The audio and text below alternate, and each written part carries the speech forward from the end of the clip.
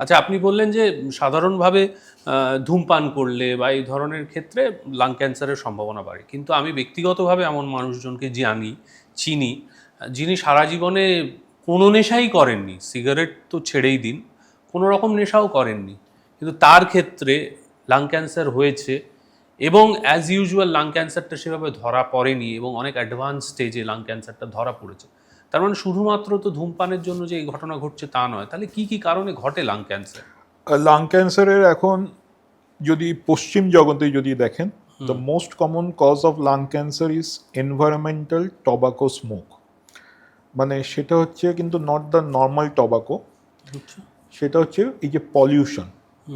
বা ধরুন husband smoke করছে ওয়াইফের সঙ্গে গল্প করতে করতে, প্যাসিভ স্মোকিং। Passive smoking. আচ্ছা।